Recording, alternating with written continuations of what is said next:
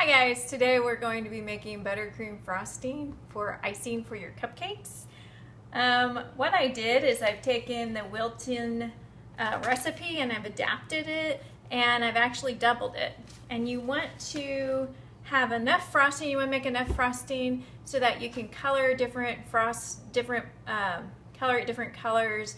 You can make chocolate frosting and you can also have lots of room to practice and make errors.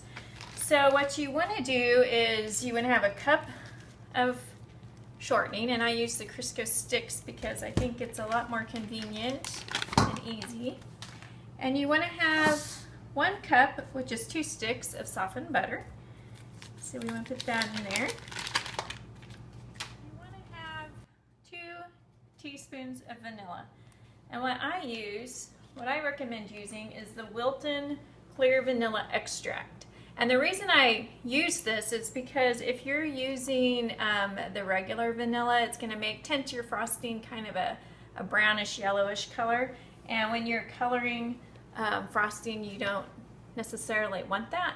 Or if you just want a white frosting, you're not going to get it if you use regular frosting, vanilla. And this actually tastes better in my opinion.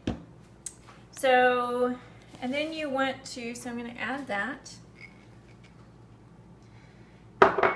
And then you also want to have 4 tablespoons of milk.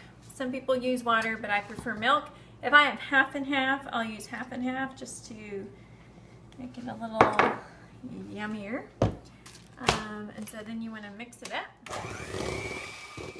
And at this point, then I will start adding the powdered sugar. And you want to add the powdered sugar a little bit at a time because otherwise it's hard to mix. You don't want to pour the whole bag in at the same time. It takes a little bit of time, but it's worth it. You're going to want to add more milk too because this is a stiff consistency, but let's mix it up first and then I'll show you how to add more milk.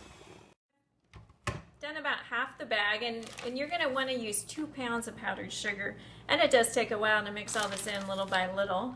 I usually just mix it on low. Otherwise, the powdered sugar is just going to fly everywhere and make a huge mess. So I'm going to continue doing this. Get back to you when we're finished. Okay, so I finished up the frosting, and this is a stiff consistency.